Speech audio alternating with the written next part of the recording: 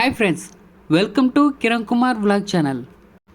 ఈరోజు ఈ వీడియోలో నేను మీకు హైదరాబాద్లోని గచ్చిబౌలిలో రంగభూమిలో పాకుడు రాళ్ళు నాటకం ఎలా జరిగిందో చూపించబోతున్నాను. అంతకంటే ముందు మన ఛానల్ని మొదటిసారిగా మీరు చూస్తున్నట్లయితే తప్పకుండా సబ్స్క్రైబ్ చేసుకోండి.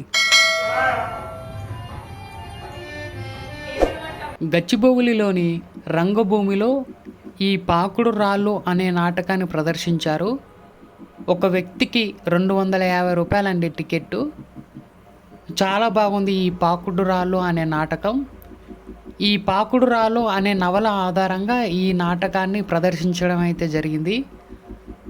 అందులో ఆ నవలలో ఏముందంటే, అప్పట్లో పాతకాలంలో సినిమాలోకి వచ్చేవాళ్ళు ఏ విధంగా ఉంటారో, పల్లెటూరులో ఉండే వ్యక్తులు ఒక అమ్మాయి సినిమాలోకి ఎలా వెళ్ళగలిగింది, ఆవిడ ఏ విధంగా ఇబ్బందులు ఎదుర్కొంది, నిర్మాతలు కానీ వెన్నుపోటు పొడిచే వాళ్ళు కానీ ఏ విధంగా ఉంటారు అనే పూర్తిగా నవలలో పొందుపరిచారు.